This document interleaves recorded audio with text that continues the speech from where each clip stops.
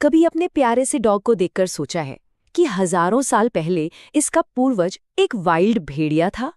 आज हम इसी कमाल के सफर को समझने वाले हैं। जानेंगे कि कैसे भेड़िए हमारे इतने वफादार साथी बन गए। वफादार विविध साथी, ये शब्द कुत्तों पर एकदम फिट बैठते हैं। वो चाहे दरवाजे पर देखकर खुशी से उछलना हो या फिर किसी मुश्किल समय में चुपचाप हमारे पास आकर बैठ जाना, उनकी वफादारी का कोई जवाब नहीं। वो सिर्फ एक पेट नहीं है, बल्कि हमारे परिवार का, हमारी जिंदगी का एक बहुत जरूरी हिस्सा है। लेकिन कभी सोचा है कि ये जो इतनी गहरी वफादारी है, ये आई कहाँ से? इस सवाल का जवाब हमें हजारों साल पीछे ले जाता है, उस जमाने में जब इंसान और भेड़िए पहली बार एक दूसरे के नजदीक आए थे। तो चलिए कहानी की शुरुआत करते हैं इसके पहले चैप्टर से, अ वुल्फ्स लेगेसी। हम उस पुराने जंगली कनेक्शन को समझने की कोशिश करेंगे जो आज भी हर कुत्ते की रगों में दौड़ता है। यकीन करना शायद थोड़ा मुश्किल हो, पर यह सच है।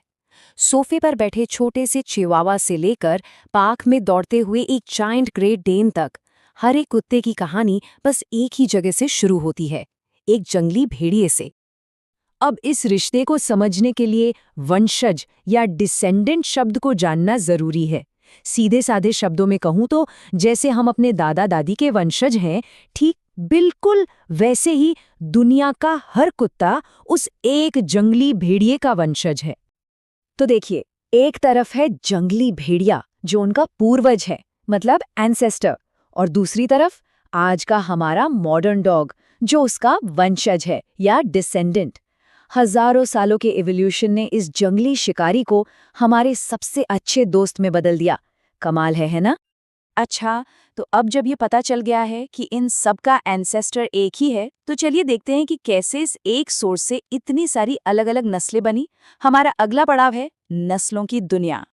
340 से भी ज्यादा दुनिया भर में कुत्तों की इतनी रिकॉग्नाइज्ड ब्रीड्स हैं। ये सोचना ही कितना हैरान करने वाला है कि ये सभी नस्लें अपने अलग अलग साइज, रंग और नेचर के साथ सिर्फ एक ही पूर्वज से आई हैं। तो फिर सवाल उठता है कि भाई इतने सारे अलग अलग रूप क्यों? मतलब एक छोटा सा चिहुआवा और एक विशाल ग्रेट डेन, ये जबरदस्त डाइवर्सिटी आखिर आई कहाँ से? इसका जवाब हमारी अपनी जरूरतों में छिपा है। हम इंसानों ने कुत्तों को अलग अलग कामों के लिए पाला। किसी को भेड़ों की रखवाली के लिए, जैसे बॉर्डर कॉली, किसी को शिकार में मदद के लिए, जैसे बीगल्स, और कुछ को बस एक प्यारे दोस्त के तौर पर, जैसे पग्स।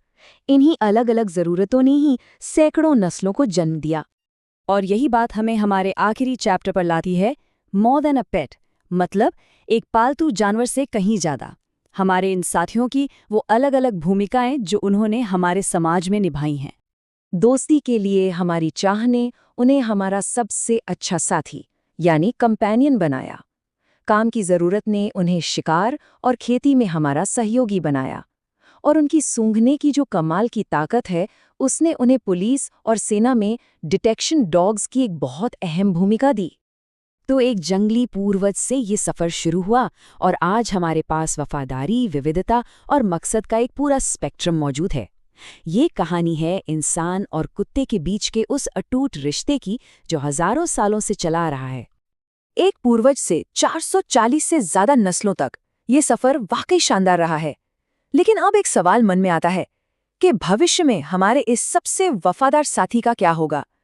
इंसान और कुत्तों का ये रिश्ता आगे और कौन से नए मोड़ लेगा? ये सोचने वाली बात है।